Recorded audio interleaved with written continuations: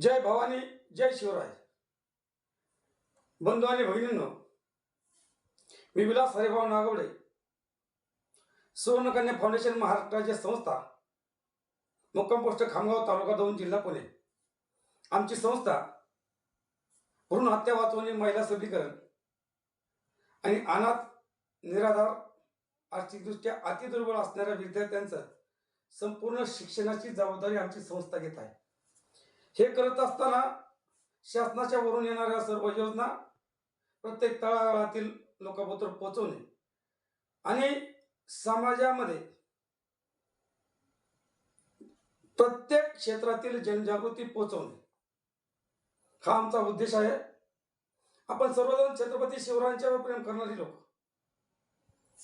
गेल्या 4-5 दिवसापूर्वी महाराष्ट्र राज्यातील पुणे जिल्ह्यातील दौंड तालुक्यातील आमच्या यवत गावामध्ये छत्रपती शिवरायांची विटंबना झाली. एका नराधमाने त्याची विटंबना केली, तो पसार झाला आणि 4-5 दिवसामध्ये हा म्हणता यवत गावासहित संपूर्ण दौंड तालुक्यामध्ये रान तापलं. अवघा महाराष्ट्र ज्यांच्या पताके खाली, ज्यांच्या झेंड्याखाली एकवटला जातो, त्याच महाराष्ट्रातील संपूर्ण दौंड तालुक्यातील मावळा एकत्र आलेला आहे. दौंड बंदचे हात सुद्धा दिलेले आहे. बंधू आणि भगिनींनो, हे करत असताना छत्रपती शिवाजी महाराज यांना कोणत्याही एका जाती धर्मामध्ये सीमित करून आपल्याला चालणार नाही आणि अशा गोष्टीचं समर्थनही छत्रपती शिवराय हे करू शकत नाही. 12 बोलते 18 पगड या समाजाला घेऊन स्वराज्य निर्माण करणारे छत्रपती शिवराय हे कुठल्याही जाती धर्माचे शत्रू नव्हते. त्यांच्या सैन्यामध्ये कितीतरी मातब्बर मुसलमान सरदार होते. त्यामध्ये पुण्याची शाहिस्तेखानाची बोटं तोडायची जी मोहीम होती, ते मोहिमेचं नेतृत्व दौलत खान पठाण यांच्यासारख्या मुस्लिम पठाणाला दिलेलं होतं.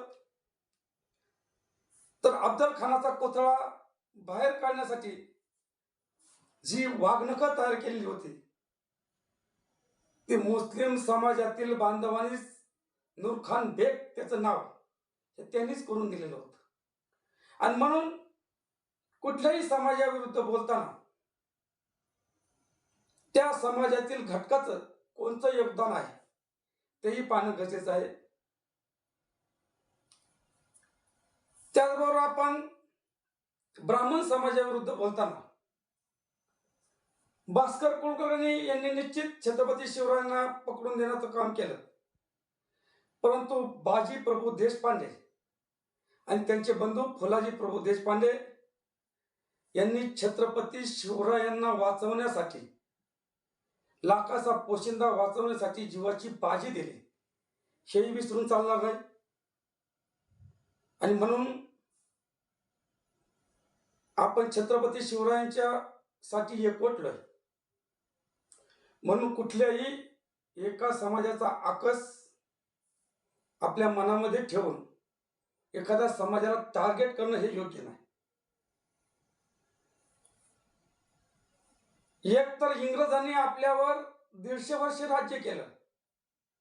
ते करत असताना त्यांनी पूर्णपणे आपल्या भारतातील भारतीयांचा अभ्यास केला आणि एक त्यांच्या लक्षात आलं, या ठिकाणी जर आपल्याला राज्य करायचं असेल तर फोडा आणि राज्य करा. एका राजाला दुसऱ्या राजाविरुद्ध भडकवायचं, पहिल्या राजाला मदत करायची, दुसऱ्या राजाला जिंकून द्यायचं आणि नंतर दुसऱ्या राजाचा काटा काढायचा. त्याचबरोबर हिंदू आणि मुस्लिम यामध्ये उभी तरी त्यांनी पाळली. त्यांना एकच माहित होतं, जर आपल्याला 150 वर्ष राज्य करायचं असेल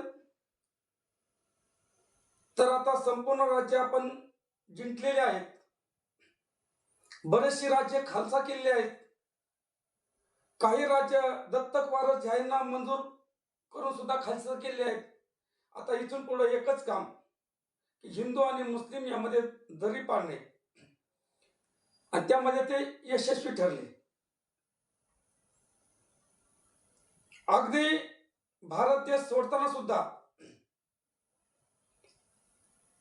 त्यांनी देश स्वतंत्र करायचा, पण एका अटीवर,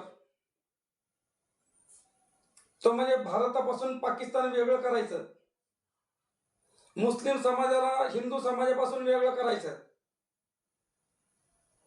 आणि म्हणून आपला स्वातंत्र्य दिन 15 ऑगस्ट 1947 आहे. परंतु इंग्रजांनी पहिल्या 14 ऑगस्ट 1947 ला पाकिस्तान स्वतंत्र केला. त्या पाठीलाच ते निघून गेले आणि 15 ऑगस्ट 1947 ला आपला भारत देश स्वतंत्र झाला. जाता जाता हिंदू आणि मुस्लिम यामध्ये पूर्ण दरी ते करून गेले. आजही भारत पाकिस्तान हे जगातील सर्वात कट्टर शत्रू मानले जातात. आणि आपणही ठीक आहे, पाकिस्तानामध्ये गेले ते पाकिस्तानी मुसलमान, परंतु हिंदुस्थानामध्ये असणारे हे हिंदुस्थानी मुसलमान.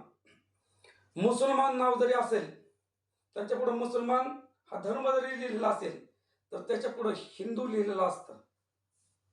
आणि म्हणून कोणत्याही शिवभक्ताने, कोणत्याही शिवप्रेमीने संपूर्ण समाजामध्ये, कुठलाही संपूर्ण समाज असू द्या, तर टार्गेट करता कामा नये. प्रत्येक समाजामध्ये 4 विकृत मनोवृत्तीची लोक असतात आणि या विकृत मनोवृत्तींच्या लोकांमुळे संपूर्ण समाज बदनाम केला जातो.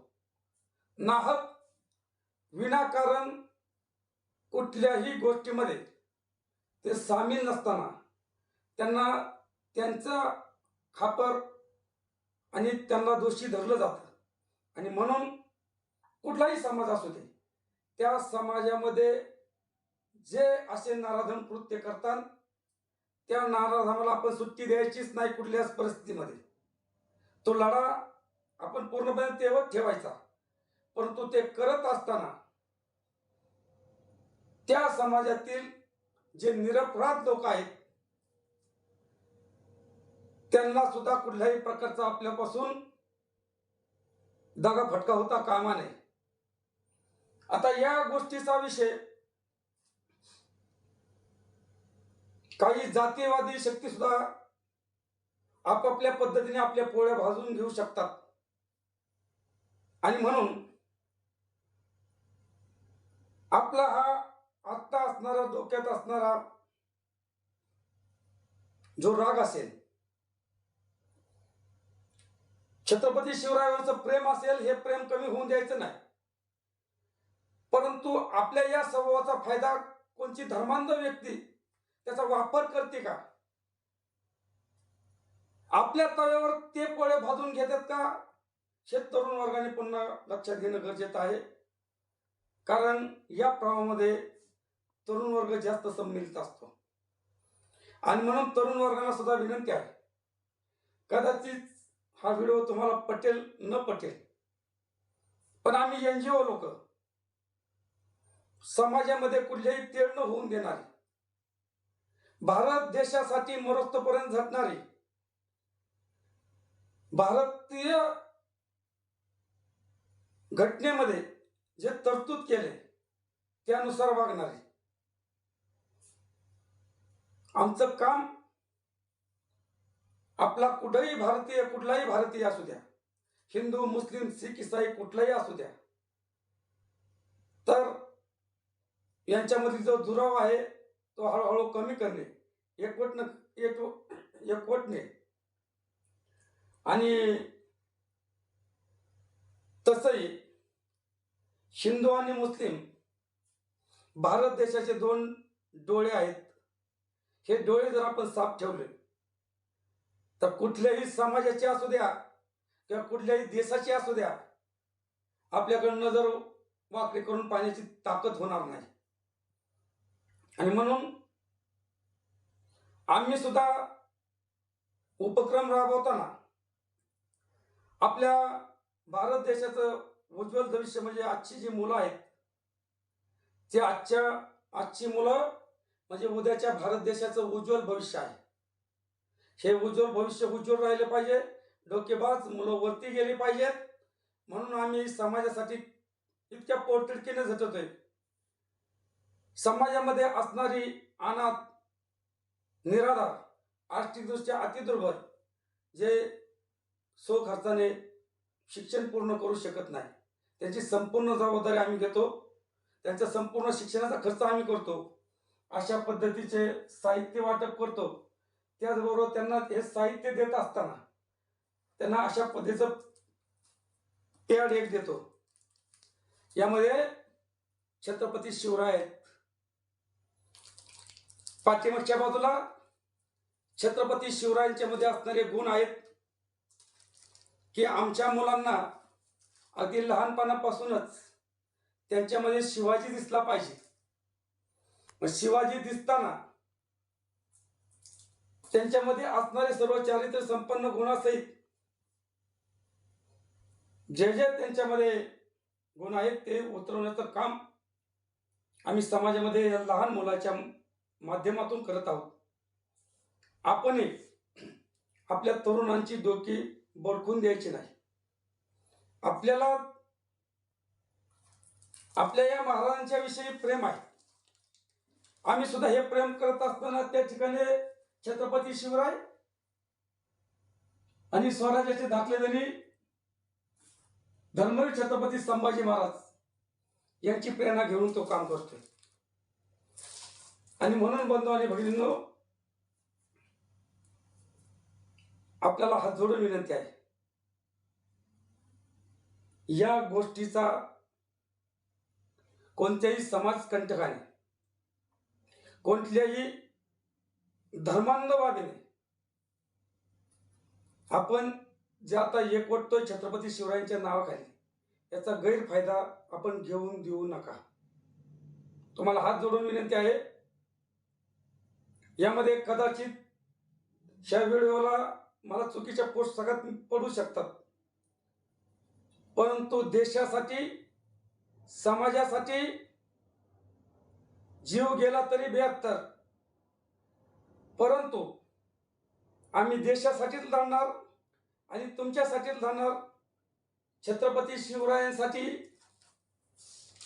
त्यांचं नाव जगाच्या पाठीवर असतं आहेच, परंतु आपली असणारी जी लहान लहान बच्चे कंपनी आहेत त्यांच्यामध्ये रुजवण्याचं काम, समाजामध्ये सामाजिक सेवा, समाजकार्य कसं करावं त्याचे धडे आणि समाजामध्ये विकृती पसरवणाऱ्या व्यक्तींच्या विरुद्ध लढा, हेच आमचं शेवटपतोर कर्तव्य राहील.